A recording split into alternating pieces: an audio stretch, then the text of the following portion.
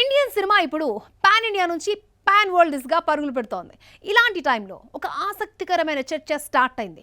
North నుంచి రామాయణలో రాముడిగా రణబీర్ కపూర్ నటిస్తూ ఉంటే, సౌత్ నుంచి వారణాసి బ్యాక్డ్రాప్ స్టోరీలో మహేష్ బాబు కూడా రాముడిగా కనిపిస్తున్నాడు. రెండు సినిమాలు కూడా భారీ బడ్జెట్, గ్లోబల్ టార్గెట్. అయితే ప్రేక్షకుల హృదయాలను గెలిచే ఆ రాముడెవరు? మహేషా, రణబీరా? రాజమౌళి తెరకెక్కిస్తున్న వారణాసి సుమారు 1300 కోట్లకు పైగా బడ్జెట్తో రూపొందుతోంది.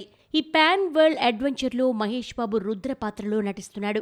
ఒక సీక్వెన్స్లో రాముడిగా మహేష్ బాబు కనిపించనున్నాడని ఆయన గెటప్ చూసి తానే మెస్మరైజ్ అయినట్టుగా ఇప్పటికే చెప్పిన రాజమౌళి తాజాగా ఈ సినిమా షూటింగ్ ఇంకో 80 రోజుల్లో పూర్తవుతుందని క్లారిటీ ఇచ్చారు. రామాయణంలోని విలువలు, టైం ట్రావెల్, వారణాసి ఆధ్యాత్మిక నేపథ్యాన్ని కలిపి కొత్త తరహా కథను తెరకెక్కిస్తున్నట్టుగా తెలుస్తోంది. బాహుబలి 2, RRR తర్వాత రాజమౌళి నుంచి వస్తున్న సినిమా కావడంతో ప్రపంచవ్యాప్తంగా భారీ అంచనాలున్నాయి. నితీష్ తివారీ తెరకెక్కిస్తున్న రామాయణ భారతీయ ఇతిహాసాన్ని భారీ స్థాయిలో తెరపైకి తీసుకురానుంది. రాముడిగా రణబీర్ కపూర్, సీతగా సాయి పల్లవి, రావణుడిగా యష్ నటిస్తుండగా ఈ సినిమా 2 భాగాలుగా విడుదల కానుంది. బాలీవుడ్ నుంచి సుమారు 4000 కోట్ల హైయెస్ట్ బడ్జెట్తో రూపొందుతోంది. ప్రపంచంలో అత్యధిక వసూళ్లు సాధించిన భారతీయ చిత్రాల్లో ఒకటైన దంగల్ దర్శకుడు నితీష్ తివారీ ప్రాజెక్టును రూపొందిస్తూ ఉండడం ప్రత్యేకత. అందుకే ఈ సినిమాపై కూడా గ్లోబల్ స్థాయిలో భారీ ఆసక్తి కనిపిస్తోంది. ఈ 2 సినిమాల్లో మరో ఇంట్రెస్టింగ్ పాయింట్ మ్యూజిక్. రామాయణకు ఆస్కార్ విజేత ఏఆర్ రెహమాన్తో పాటు హాలీవుడ్ లెజెండ్ హన్స్ జిమ్మర్ సంగీతం అందిస్తున్నారు. మరోవైపు వారణాసికి మరో ఆస్కార్ విజేత ఎంఎం కీరవాణి సంగీతం సమకూరుస్తున్నారు. ఒక సినిమా పౌరాణిక భావోద్వేగాలను మ్యూజిక్తో ఎలివేట్ చేయాలని చూస్తుంటే, మరో సినిమా అడ్వెంచర్, మిస్టిక్ ప్రపంచాన్ని బ్యాక్గ్రౌండ్ స్కోర్తో ప్రాణం పోయిపోతుంది. మరి ఈసారి వరల్డ్ ఆడియన్స్ ను ఎక్కువగా కట్టుకునే బీజిఎం ఎవరిది అన్న ఆసక్తి కూడా పెరిగింది. భారీ budget, global release, international market అన్ని ఒకే స్థాయిలో ఉన్నాయి. చివరకు ప్రేక్షకులు ఎక్కువగా ఆకట్టుకునేది ఏ సినిమా? రాముడిగా రణబీర్ ఎక్కువ మార్కులు కొడతాడా, లేక రాముడి విలువలను ఒక సీక్వెల్లో చూపించే మహేష్ బాబు పాత్ర గ్లోబల్ ఇంపాక్ట్ చూపిస్తుందా? ఈ 2 సినిమాల విడుదల వరకు ఈ చర్చ మాత్రం ఆగేలా కనిపించడం లేదు. అనిల్ రావిపూడి సినిమా అంటే comedy, family entertainment, original story అనే ఇమేజ్ ఉంది. కానీ వెంకటేష్, కళ్యాణ్ రామ్ కాంబినేషన్లో వస్తున్న సినిమా మాత్రం మలయాళ మూవీ రీమేక్ అనే ప్రచారం సోషల్ మీడియాలో జోరుగా సాగింది. మరి ఆ వార్తల్లో నిజమెంత? చివరకు ఈ రూమర్స్ కి కీర్తి సురేష్ ఇచ్చిన క్లారిటీ ఏంటి? వెంకటేష్, కళ్యాణ్ రామ్ హీరోలుగా అనిల్ రావిపూడి దర్శకత్వంలో తెరకెక్కుతున్న సినిమాపై మొదటి నుంచే భారీ అంచనాలున్నాయి. అయితే ఈ సినిమా మలయాళ సూపర్ హిట్ గురువాయూర్ అంబలనాడేయుల్కు రీమేక్ అనే ప్రచారం సోషల్ మీడియాలో వైరల్ అయింది. ముఖ్యంగా 2 సినిమాల కథల్లో కొన్ని పోలికలు ఉంటాయనే టాక్తో ఈ రూమర్స్ మరింత పెరిగాయి. ఈ ప్రచారానికి తాజాగా heroine Keerthy Suresh full stop పెట్టింది. సోషల్ మీడియాలో ఓ పోస్టుకు స్పందిస్తూ నో, ఇట్స్ నాట్ అంటూ ఈ సినిమా రీమేక్ కాదని స్పష్టం చేసింది.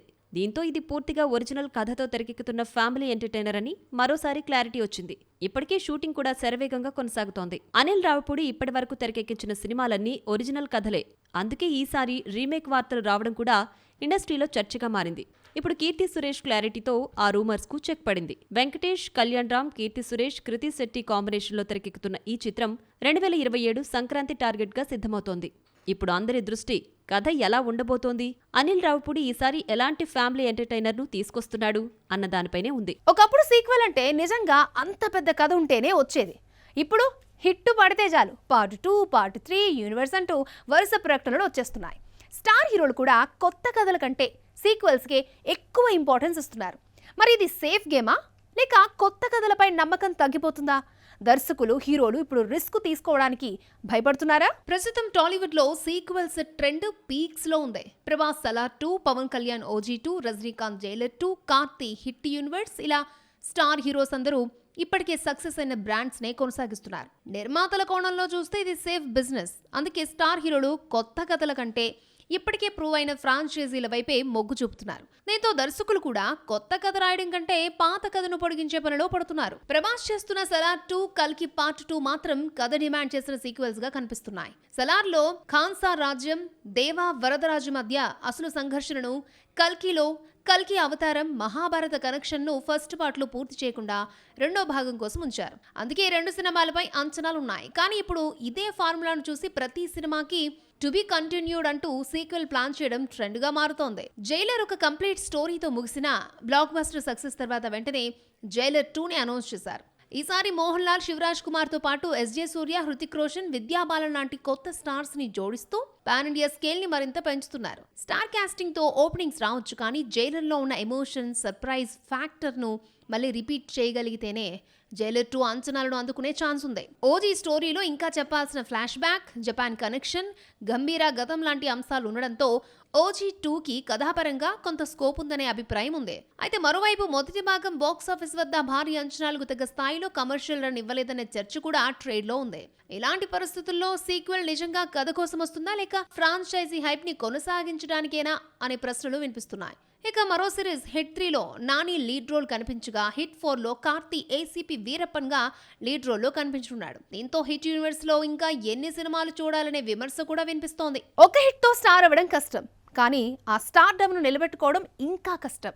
హనుమాన్ తర్వాత తేజ్ సజ్జా వరుసగా జై హనుమాన్, మిరాయి 2, జాంబిరెడ్డి 2 లాంటి ఫ్రాంచైజీలతో బిజీ అవుతున్నాడు. మరి ఇది స్మార్ట్ ప్లానింగా, ఒకే ఫార్ములాపై ఎక్కువగా ఆధారపడుతున్నాడా లేక కొత్త కథలు దొరకడం లేదా? హనుమాన్ క్లైమాక్స్ లోనే జై హనుమాన్ కు స్ట్రాంగ్ హింట్ ఇచ్చాడు కాబట్టి కథాపరంగా ఈ సీక్వెల్ కు పూర్తి జస్టిఫికేషన్ ఉంది. కానీ ఇప్పుడు ప్రశ్న ఏంటంటే, హనుమాన్ లో పనిచేసిన ఫ్రెష్నెస్, ఎమోషన్ ని రెండో భాగంలో కూడా కొనసాగించగలరా లేక మొదటి భాగం సక్సెస్ ని క్యాష్ చేసుకోవడానికి ఫ్రాంచైజీని విస్తరిస్తున్నారా అన్న చర్చ కూడా జరుగుతోంది. మిరాయి కూడా ఓపెన్ ఎండింగ్ తో ముగియడంతో పార్ట్ 2 పై ఆసక్తి సహజంగానే పెరిగింది. కానీ ఇలాంటి విజువల్ ఫ్యాంటసీ సినిమాల్లో స్టోరీ కంటే విజువల్కే ఎక్కువ ప్రాధాన్యం ఇస్తే ప్రేక్షకులు వెంటనే డిస్కనెక్ట్ అవుతారు. అందుకే మిరాయి 2కు స్ట్రాంగ్ స్టోరీ కూడా ఉండాలి.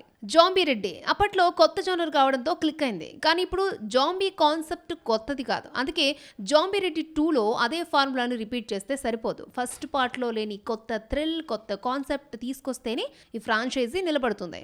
సీక్వెల్ అనే పేరు పెట్టినంత మాత్రాన విజయం గ్యారంటీ కాదు. పార్ట్ 1లో ఉన్న ఎమోషన్, సర్ప్రైజ్, ఫ్రెష్నెస్ పార్ట్ 2లో లేకపోతే ప్రేక్షకులు వెంటనే రిజెక్ట్ చేస్తారు. మరి హీరోలు నిజంగా కొత్త కథలను నమ్మడం లేదా లేక 100 కోట్ల బడ్జెట్ రిస్క్ తీసుకోకుండా సీక్వెల్స్ వెనక దాక్కుంటున్నారా? ఒకప్పుడు సినిమా రిలీజ్ అంటే షూటింగ్ పూర్తి చేయడమే పెద్ద టెన్షన్.